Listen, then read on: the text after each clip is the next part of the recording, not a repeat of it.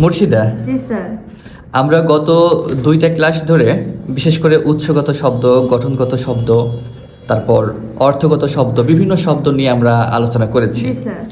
তো আমাদের আজকের পড়া ছিল যে বিভিন্ন বিশ্ববিদ্যালয়ে বিভিন্ন সময়ে যে প্রশ্নগুলো এই শব্দ থেকে এসেছে সেগুলো স্টাডি করতে। জি স্যার। তুমি স্টাডি করেছো? জি স্যার।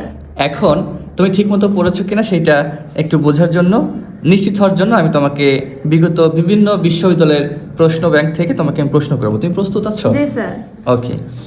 আচ্ছা, তোমার প্রথম প্রশ্ন, এটা জগন্নাথ বিশ্ববিদ্যালয়ে এসেছে 24-25 শিক্ষাবর্ষে।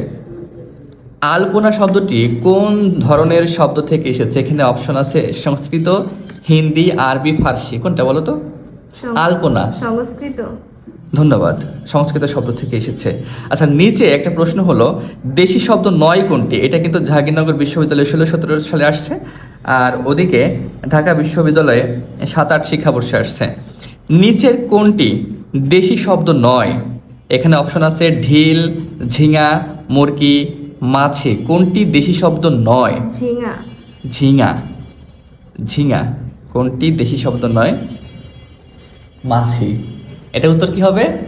মাছি। ঝিঙা কিন্তু দেশি শব্দ, কিন্তু অপশন হচ্ছে দেশি শব্দ নয় কোনটি? এটা উত্তর হবে মাছি। নয়, প্রশ্নটাকে ভালো করে বুঝতে হবে।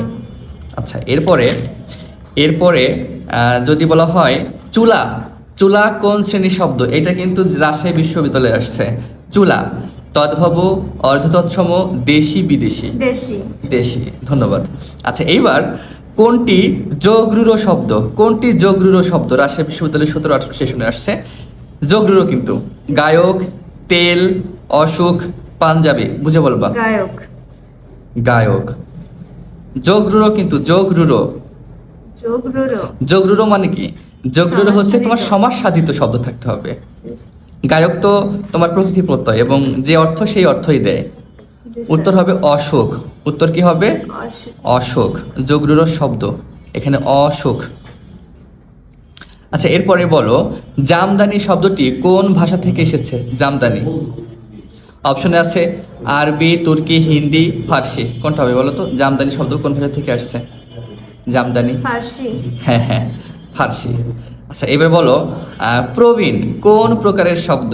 প্রবীণ যৌগিক, রূঢ়, যোগরূঢ়, সাধিত? রূঢ় শব্দ। রূঢ় শব্দ প্রবীণ। জি স্যার। প্রবীণ, হ্যাঁ। ধন্যবাদ, মোটামুটি পড়েছো আর কি। জি স্যার।